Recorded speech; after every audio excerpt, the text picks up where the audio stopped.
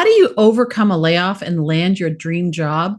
Our guest today is Stephanie Brown. She is originally from New Zealand, also in the UK, and she goes back and forth. She is the founder of Creative Career Level Up, which is a program that helps those in marketing, creative, and tech industries accelerate their careers and secure their next perfect role, along with a promotion and a salary increase.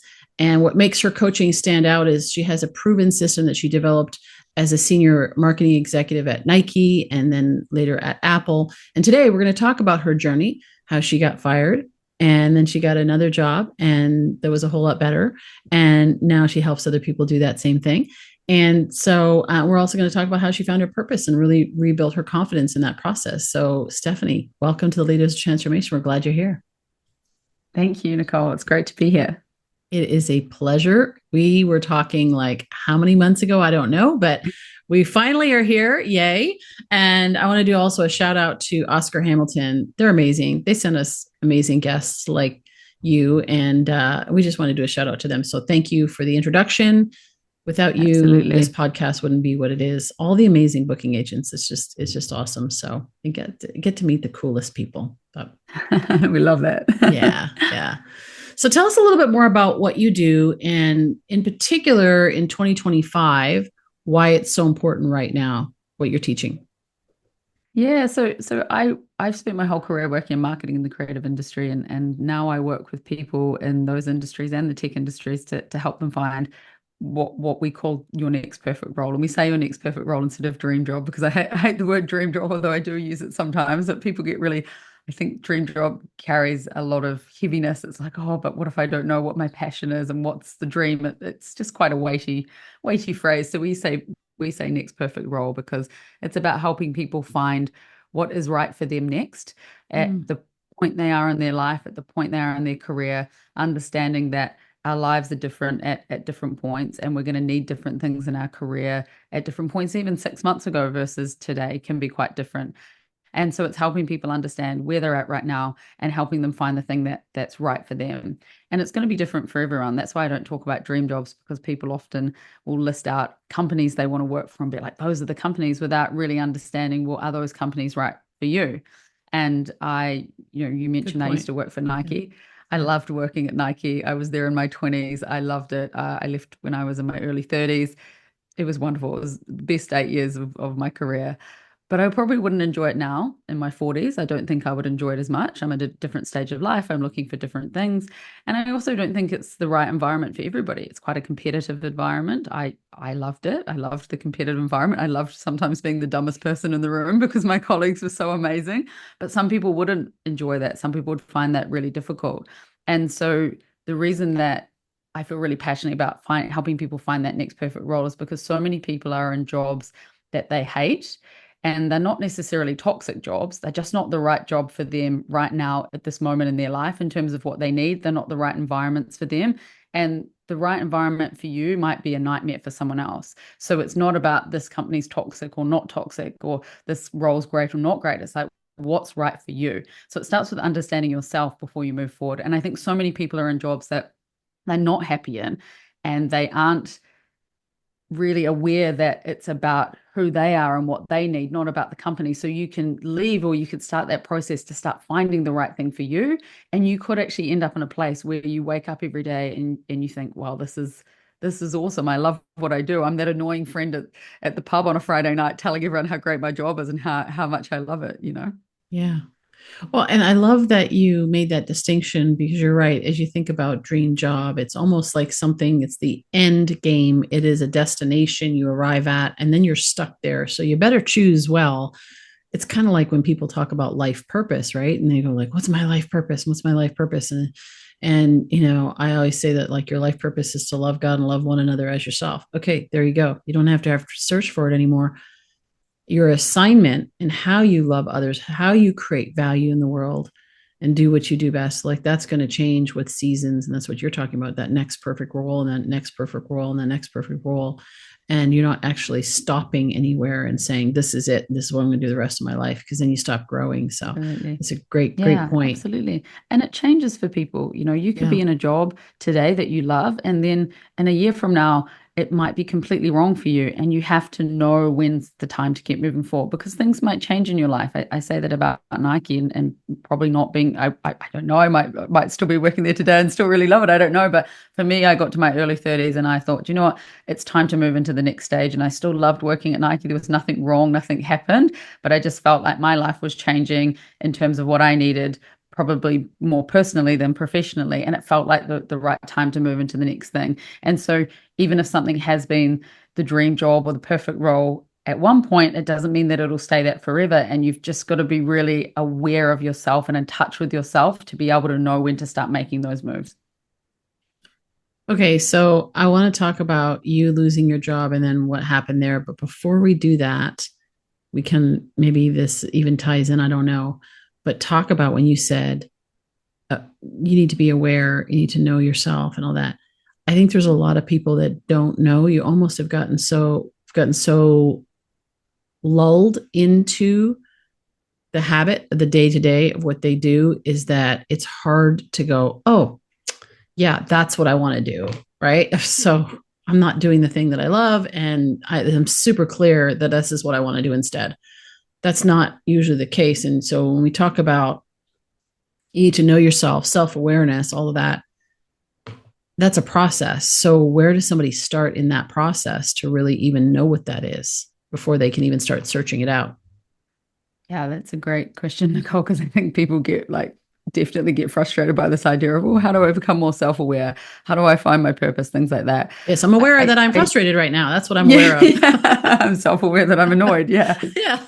But the honest truth is there's so many different ways to do it. You know, there's no one way that you get this self-awareness. If we're talking about our careers specifically, there's some exercises that you could do. You could work with a coach. I think coaches are great for helping you work through these processes of understanding yourself. But as a really simple exercise you can do at work is take a pen and paper or your phone or whatever it is that you record things on, and pay really good attention to when your energy rises when you're working. So you might not like your job per se, but there might be things that you do within your job that you really enjoy. So maybe you are working as a marketing manager in a company and you find that every time you go to a client meeting, your energy rises. You love working with the clients, you love working out solutions for them, and you get a lot of energy from being in those meetings. But then when you come back to the office, maybe the administrative part of sharing the feedback from those meetings and briefing people on what we're going to do might be something where your energy gets a bit flatter. Now, that's not to say that you can find a job where you're just going to love every single part of the job and always be enjoying it. Obviously, administrative stuff is in a lot of jobs, and most people don't like that. But paying attention to the things and where your energy rises shows that this is a task or something that you enjoy doing. And from there, you can start to get that self-awareness that we just talked about. You suddenly look at a week of your recordings and you think, okay, I went to 5 client meetings and every single one of them my energy rose. That gives me some data to understand that this is something that I enjoy. So a role where that something like that or an aspect of that is included is probably going to be something that you really enjoy. And so you start to find those threads, and that's really important in your career, is to understand what parts give you energy, what parts give you joy, and what parts don't. It's a really simple exercise. It's only the beginning of how you would go through that process, but it's something that people who are listening could do today, track it this week, and they could start to build that picture of what that looks like. Yeah, that's good. That reminds me actually of a client who came to me and says, I hate what I do and I want to go do something completely different. And she was doing training and technical training for her company. And when we did this exercise, we were talking about and teasing that out. What parts does she like? What part does she not like? She loves doing workshops. She loves interacting with people.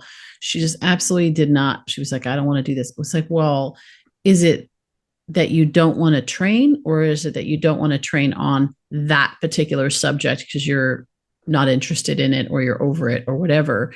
And as soon as we changed what she was training on, everything changed, and she started to love it again. And you see that a lot, actually. It's just changing one little thing, and all. So it's like whether it's the product or the service or whatever it is, or who you work with. Yeah. It's like coaching, right? Like you can be like, I hate this, right? And it's like, do you hate this, or is it just you're not working with the right people that you enjoy, that you're meant to work with. 100%. Yeah, and that I love that example you've just given, because that is a classic example where people just want to throw the whole job out. I did the Yeah. same thing myself when I left Nike. I went to a small company, and we can talk about it in a moment, but it didn't work out. I didn't get laid off. I got fired. I got let go myself. The role still existed, but I got let go. And when I did this reflection myself in this sort of period after I'd been fired, I literally did this exercise. I wasn't in the job, but I went back through jobs I'd had, and I was like, when did I get energy? What did I like? I realized that I got a lot of energy from big team meetings at Nike. I liked being part of a big team. It didn't bother me that I wasn't able to say I did that one thing on my own. I loved coming out at Oxford Street in London and seeing campaigns we'd worked on and knowing I was part of a team that worked on that. And when I went to the smaller company, it wasn't a big team anymore. And I actually really missed that. And I went through and I found these threads, and what I'd done with the role I'd taken is I'd really thought with my head, and I instead of my heart. And when I went back to, okay, what did you like? I had sort of formed this idea that big global companies were bad and I shouldn't spend my whole career working in a big global company. And then I looked at my career and I was like, I actually really like those environments. I do well in those environments. I like people. I enjoy the social side of things in terms of the work as well as, personally.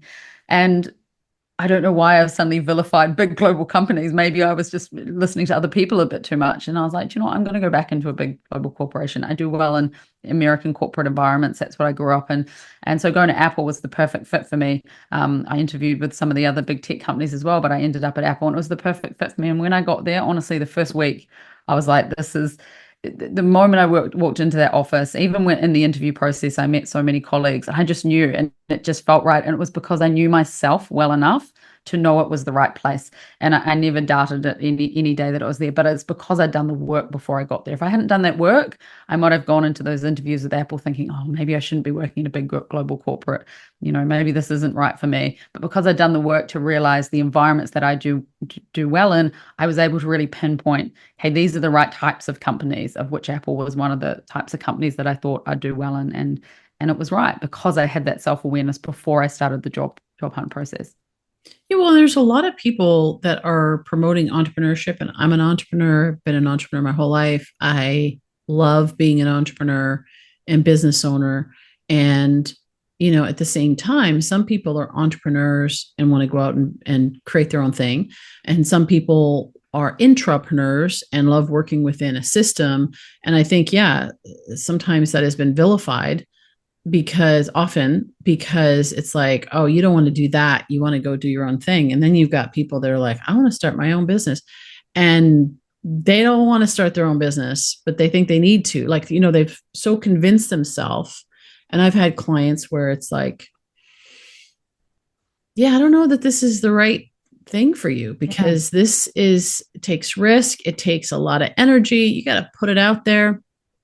It's like that person I was talking about with the training. So she was like, I'm going to start my own business. And so while she was looking for a job, she was starting her own business. And she said, I'm going to talk to like 3 people this week. And I went, yeah, so that's not going to get you anywhere in this, in the world of business. Like, you got to talk to enough people to start building that momentum. But if she wasn't willing to do, if you're not willing to do that, and that stresses you out, like sales. It's like people, I don't want to sell. I don't want to market. I don't want to do any of these things. You're the marketing person. It's like, I don't want to do any of these things. I just want to do the thing. It's like, well, then maybe it would be better for you to work within a company or for someone else. Yeah. Some sort of organization that you can contract to do that. I love that you've mentioned that, Nicole, because this is something that comes up a lot with people, and it's something I feel really passionate about because I think the default that people default to when they hate their job is, oh, I should go and work for myself, because if I worked for myself, I wouldn't have a boss, I wouldn't have this, and I wouldn't have these horrible colleagues. And you're going to have a boss. It's just going to be you. Exactly. And that people think, there's so many things I miss about my 9 to 5 job. I miss that I can take holidays. I mean, in the UK, I used to have 6 weeks holiday, and I could turn my phone off and not respond to emails, and nobody, especially at a company like Apple, they were pretty good about saying, no, you're on holiday. And I got the same salary every month. I didn't have to worry about, is it going to be up? Is it going to be down? And we had a decent level of flexibility. I was fairly senior. I didn't feel, I loved my boss. He's a really good dude. And so there's a lot of things I miss about my 9 to 5 job. When I go on holiday now, I have to work. I can't turn my business off for 2 weeks or even a week, so you have to work pretty much 24/7, right? And people Mm, don't realize that about businesses. And yeah. sometimes things are good, the economies of the world are a bit tougher at the moment. So on businesses, it's a lot tougher right now. Yeah, there'll be Mm, good times, and I think when people are running away from a quote unquote toxic job to become an entrepreneur, they're not being motivated by the right thing. And I've yeah. said to a client before, she wanted to become a photographer, but I encouraged her to do it as a side hustle. And she was like, no, I just want to quit my job. And I said, look, if you are not motivated enough by being a photographer to do it after work and on weekends, then you're not motivated enough. Because if you really, really, really wanted this photography business, you would be pumped to come home at night and do photography or do it on the weekends. It shouldn't be, oh, I'm only motivated if I do it between nine and 5, because eventually you can do it between 9 and 5 and not have to do the weekends and evenings. But the way you know if you're being driven by the right things is if you want to do it on the weekends and if you want to do it in the evenings. That's when you know that it's something you're really motivated by, and therefore is the right reason for it to therefore turn into a full-time business. Yeah. The guest that I just talked to, and it'll be coming out before yours. Um, we were just talking about, it's so interesting. We were just talking about this very thing because she was a management consultant, Shilpa Alva, and she was a management consultant, very successful, and wanted to start this nonprofit on the side. And so she did both. And she said, like, don't do this at home, right? So of course, she wasn't sleeping very much. She was doing both for years because she had a global position traveling, and then she was doing this. Mm. But she was so motivated to do that. And that's exactly what you're talking about. Yeah. And then she eventually went and did it now she does it full time, and she's got an organization that's in multiple countries and all the things. But she was so motivated. We were talking about how important it is to have that motivation to drive you, because there are going to be days when you're not going to want to do it and all of that. But 100%. overall, you got to be motivated to do the thing that you want to do. So, but let's talk about you losing your job. So you left Nike, you went to this smaller company, and it didn't work out. And then, like, what does that do? Because I know there's a lot of times when somebody loses their job, having worked with a lot of executives and myself, even though I'm an entrepreneur business coach, I would get a lot of people that were in transition and then, wanting to figure out what their Yeah. purpose is. And that's one of the things that is specialty. So I noticed with a lot of them that when they lose that job, no matter how successful they were before in that role, they lose their confidence. They start to feel like, maybe I'm washed up, maybe I don't have anything of value. How did you get yourself back in the game and confident and Yeah. and really selling yourself for that next role, so you're not going down from there, but you're actually going back up? Yeah, it's really not easy, is what I would say. And I think I often say that losing your job is one of the best quote unquote traumatic experiences. I say traumatic because obviously there's much more traumatic, and that's the comparison I want to make. It's the best traumatic experience you can have that really makes you dig deep, really makes you see who you are and what you're made of, and can be super challenging, but it shouldn't leave any scars, like not long term. It's not a divorce. It's not someone dying. It's not getting sick with a disease. It's not a big life trauma like something like that, but it's a big enough one that it really does affect people. And I think back to that time in my life, and it was really difficult. It was one of the toughest times I've been through. It was 8 months. And I really feel for people that are in it right now. I deeply, deeply understand what people are going through if they're long term without a job at the moment, even if they're picking up work here and there. If you're someone that cares about your career and gets joy and fulfillment from it, it is really difficult when you lose a role, because so much of our identity is tied to that. And it does make it really hard to understand where you're at in life. It puts you into this weird limbo of not being able to plan things. Sometimes you can't plan holidays, you can't plan big life events, you can't plan anything that involves a significant amount of money. And so you end up in this weird limbo stage. And then when you couple that with the reality of, I don't have a job, someone let me go, even I mean, in my situation, it was literally fired, but a layoff as well, even though that's not you, that's the company letting the job go. It's not you personally. A lot of people use that, say, oh, I was laid off. I always say, no, the role was made redundant, not you. You know, the role you were in was made redundant. It's a really important, it's not even a reframe, it's the truth. If a role gets made redundant, that's not you personally getting made Yeah. redundant. And so I think it's really important to recognize that. But it does affect your confidence. It really, really does. I've never found anyone who has lost their job unless they wanted to lose the job. But if they didn't want to lose the job, I've never found anyone that hasn't had a confidence knock from that, even though in their head they rationally know it wasn't my fault. Even for me getting fired, it wasn't my fault in the sense that I know it wasn't the right place for me. It really Yeah. wasn't. I wasn't happy there. It wasn't the right place for me. And even though they let me go, I can understand that it wasn't the right place. So even if you know that in your heart and your head, it still affects your confidence because it makes you feel a certain type of way about your career. And it does become, therefore, really hard to rebuild that confidence to get yourself back to a place where you can go out and sell yourself in interviews and really try and convince people that you're a great hire. And my own journey with that, I lost my job actually in 2 days' time. It'll be coming up on, I think, the 12th anniversary. I lost my job on the 13th of December. And it was a Friday, which is probably wasn't a good omen, but it was Christmas the following. Well, I was going away for Christmas the following week. It was probably 10 days away, but it was such a tough time to lose a job, and there's a lot of people losing their jobs. We're filming this on the 11th of December. There's a lot of people losing their jobs right now, and it's a shitty time to lose a job in December. It's so hard, Yeah. especially if you have a family. And so I feel for anyone that's going through it right now. And I know what that feels like, because then you go into this period where you actually can't actually take any action either, because there's not really a lot happening in the job market. And then January is slow to get going. So my job loss happened at the end of December, going into January. It's obviously in the Northern Hemisphere. It's winter. It's not great.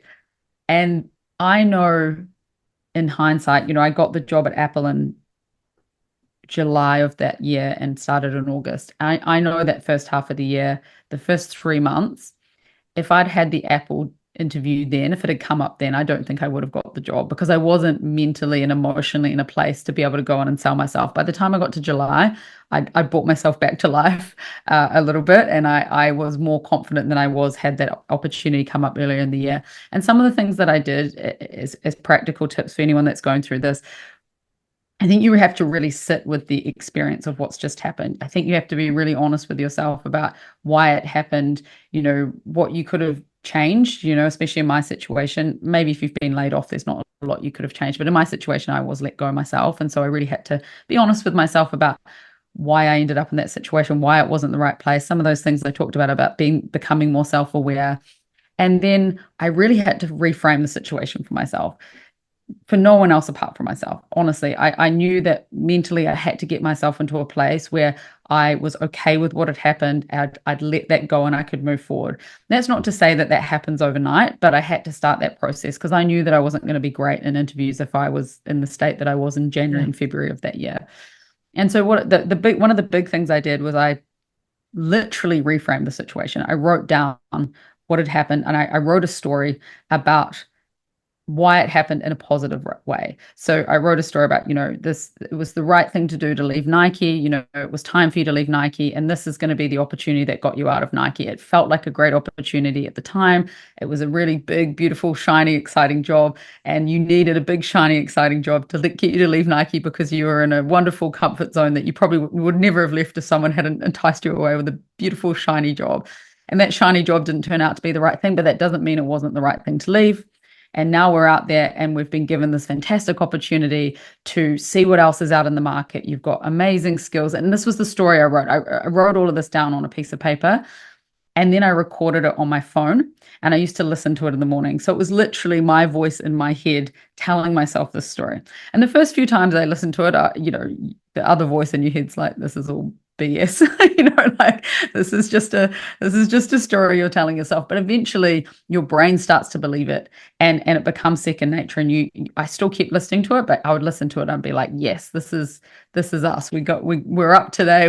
This is where we're at. And it gave me a lot of energy after a while. It stopped being something that I was fighting with, and I started to really believe it. So by the time I got to July, I was like, this is, all of this is going to work out. It's going to be okay. And I really, really believed that. And I also really believed in myself again.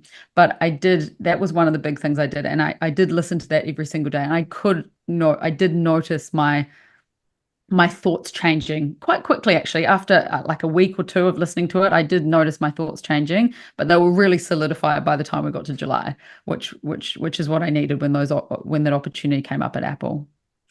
Well, I love that because yes, it's practical and you can do it, but a lot of times we don't think about those things, right? We think about what do I need to go do to, find that next job. But to your point about sitting in it is, I think that there's a grieving process. And if you don't go through the grieving process, it actually gets longer. If you drag it out and then you hold on to it. So as I was thinking about some of the people that I've worked with that have been in that position and how their energy very low and they kind of like solidify that, that loss in their mind, and it almost like they anchor themselves to it. Yeah. And it slows them down. So like to your point, when you go into the interview, even if that is your next perfect role, you're not showing up as your best in that. And so there's no resonance there.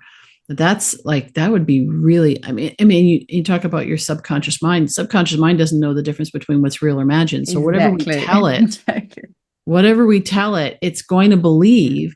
And so I always say, look, if you're going to make up a story and live by a story, then just make it a good one. Make it a good one. One that's going to, really make a difference in your life. And so that's what you're doing. Because when you said 8 months, I can almost hear people saying 8 months is nothing compared to, I've been like 2 years or whatever the case is. But you compressed that time because of the process. You were very intentional about the process of saying, okay, I'm going to get through it. If I need to get from here to there, I'm going to get through it sooner than later. So I'm not going to drag this on. I'm not saying that people, maybe it does take two years or whatever, that they're dragging it on. But I think that they're just noticing from your story is that you've just compressed that time. Yeah. So to the shortest amount of time that it could possibly be for you in your situation until you're ready. And I think it's different for everybody. It is different for everyone. I mean, the more senior you are, the harder it is. I was quite senior at 32, having come off the leadership team at Nike. So I was certainly not going for junior roles at all. And as my boss at Nike explained to me at the time, she was like, Steph, there's a pyramid in companies, and you're job hunting here now. And when you were last job hunting, you were job hunting down here, and there were tons of roles. So the market is a lot slower in senior hire roles. That's just how it is. So if you talk about people that have not worked for sort of 1 or 2 years, a lot of the time they are senior people who are going for those more senior level roles. And that makes complete sense. I was still at a senior level and that things did move slower, but there was definitely, a sort of that early senior level. But one thing I like what you said there is this intentionality about what you did. I was so intentional in those 8 months. I came back from Christmas. I'd been in Poland with a friend for Christmas. We'd had this, really great Christmas together. And I came back on the 2nd of January and I was like, wow, I don't have a job. And everybody else is going back to work. And I remember, London, the days are quite short in London in the winter. And I remember, because we've been in Poland, I wanted to watch the movie Schindler's List. If you know that movie, it's a very long movie. It's at least 3 hours long. I'd never seen it before. And we'd been to Oscar Schindler's factory in Krakow. And I was like, oh, I'm going to watch that movie. And I had said to myself, one thing I'm going to do every day, unless it's raining, I'm going to go for a walk, just because I know that getting out of the house and going walking is going to be good for my mental health. And it's going to be, really good. And so there was a walk in London that I used to do, and I was like, I'm going to do that every day. But when I came back from Krakow, I decided to watch Schindler's List. And I started watching it sort of early afternoon, forgetting how long it was, or not realizing how long it was. And all of a sudden the sun was going down and it was 4 o'clock. And I was like, oh my gosh, I didn't go for my walk today. And I was so angry at myself because I was like, how did you let this happen? Like, you said to yourself, you're going to go for a walk every day. You put this movie on and now it's dark, and, I can still go for a walk in the dark, but I don't want to because it's dark. So and I had this conversation with myself at that point. I was like, okay, we need to schedule the day. We need to schedule it the same way we would at work. It's fine to watch a 3-hour movie. It's not, there's no, I've got time. Like, there's no guilt in that. But I'm going to schedule it in so that I don't feel like I've lost control of my day. So what I decided then was I'm going to get up and go to the gym at the same time I used to when I was working. So I would get up at 6:30 or 6. I'd be at Barry's boot camp. You know, Barry's boot camp. Love Barry's. I used to go to Barry's at 7, and then it would finish at 8. And usually I'd go to work at that point, but because I had the time, I'd walk home along the canal back to my flat in London, get a coffee, and that was my walk. It was my workout, and then I would schedule in a time to job hunt, and I was really intentional. I'm like, it's going to be 2 hours, it's going to be 3 hours, because again, especially with LinkedIn, love LinkedIn.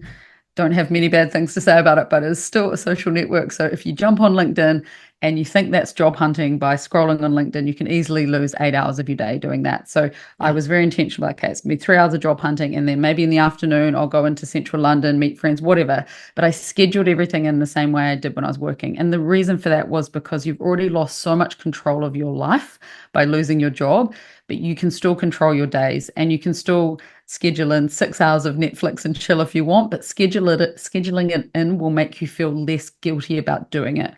And so that was another tactic that I used. I was so intentional about how I planned my days, and that really helped me mentally keep control of my life and not feel like I was just excuse my language, like a sack of shit, just sitting around the house doing nothing, And I felt like I had a lot to do, and had meetings with people, and I was catching up with, even if it was socially catching up with people, I just kept everything scheduled, and that really, really helped me keep my head above water.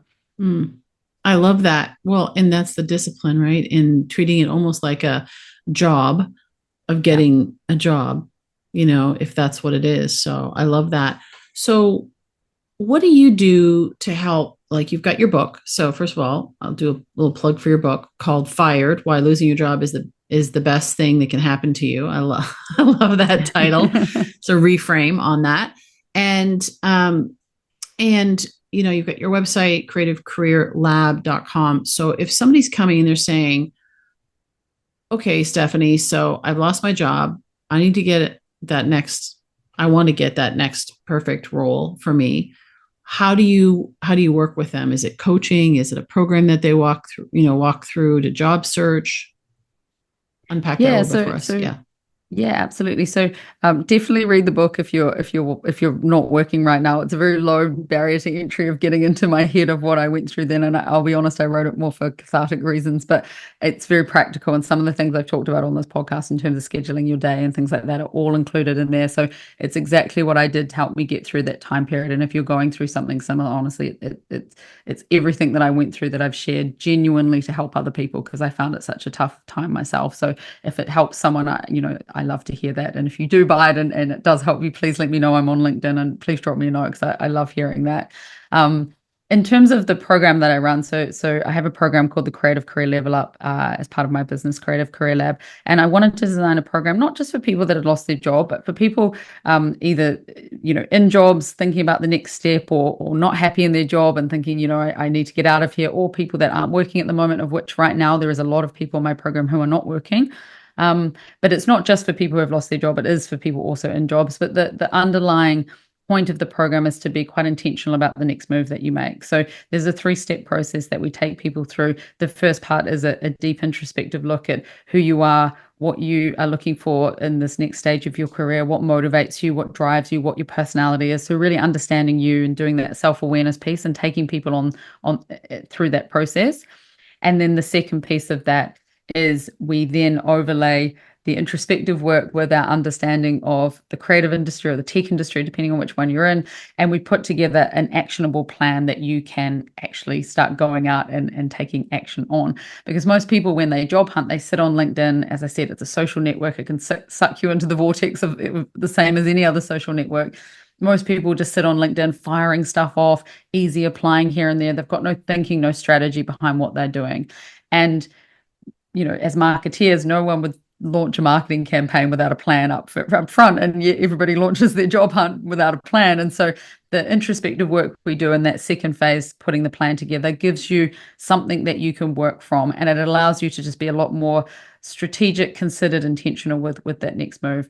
And then the third part of what we do is we help people actually secure the role. So the practical side of things, resumes, getting into the in front of the hiring manager, pitching yourself, really knowing how to pitch and sell yourself and to get the job.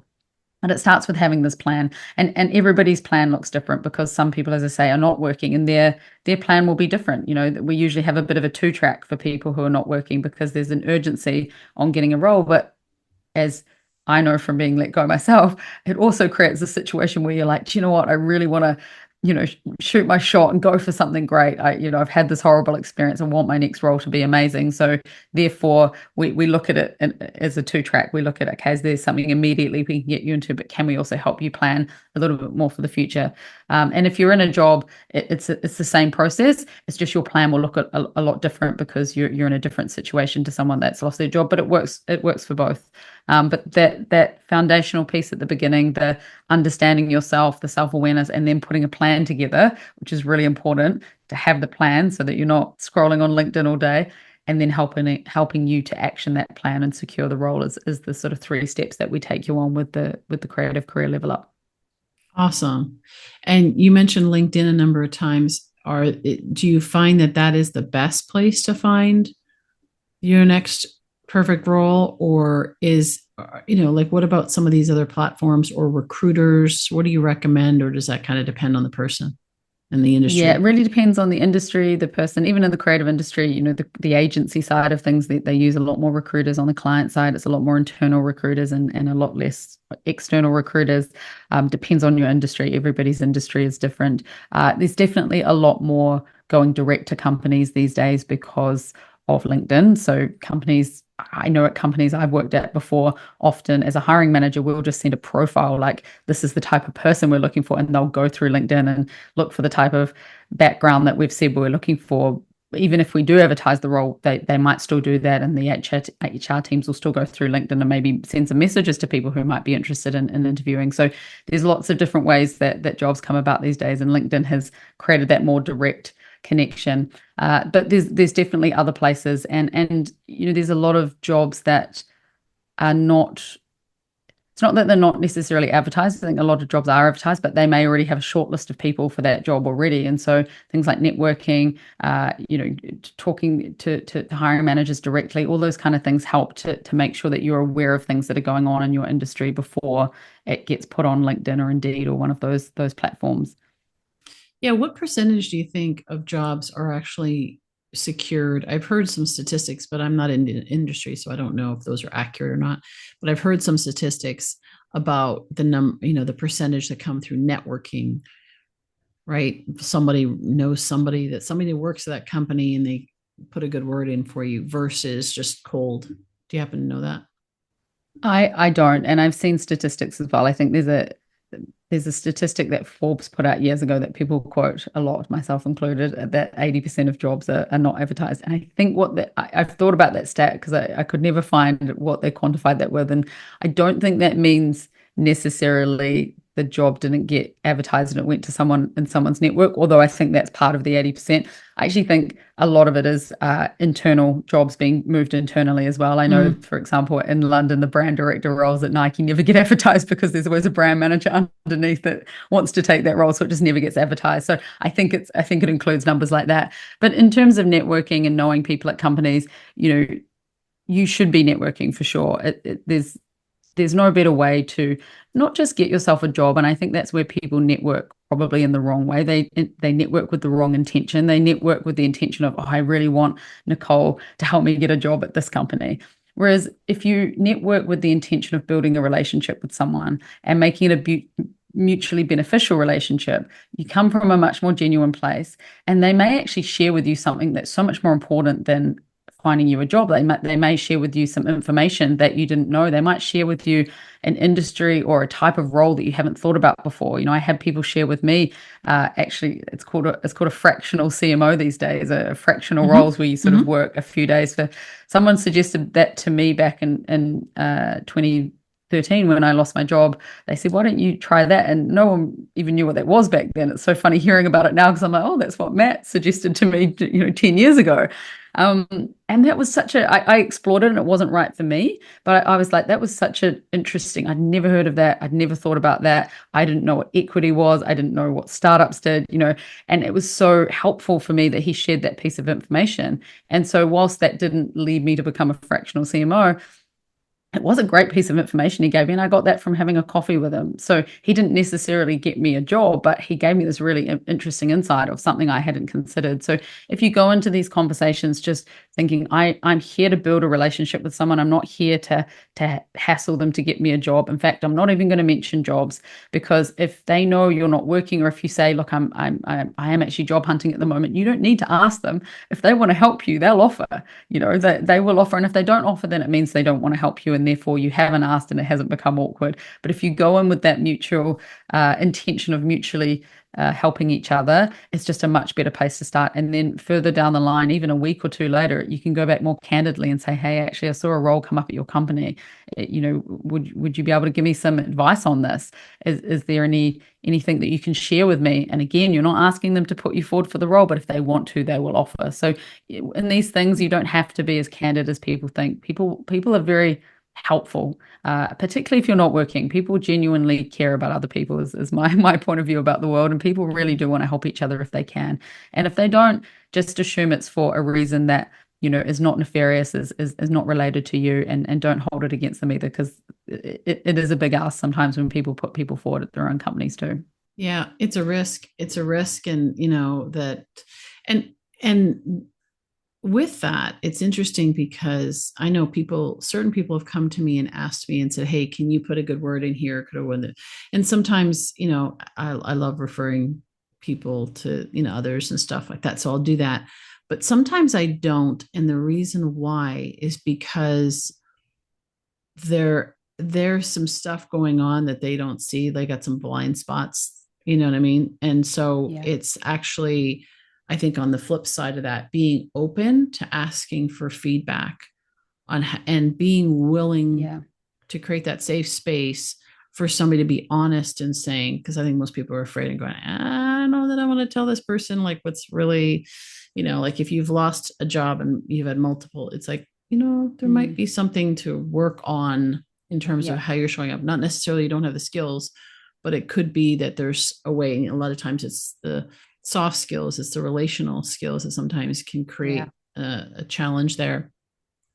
So asking for feedback from people that you trust, so I think is helpful too. So valuable. Absolutely. So well, Stephanie, this has been so good, and I'm glad glad we did this, and I know it's going to come out and at the right time for people that are like right now. There's a lot of people looking, and there's a lot of changes happening in different industries, especially certain industries, especially like the ones that you're in. And so hopefully this will help people to have some, if you're looking out there, I say, I always say leaders of transformation take action. So if you're out there and you're looking for a job, whether it's because you're out of a job and you're looking for a new one, or just not happy in the role that you have and you're looking for that next one, I encourage you to take action.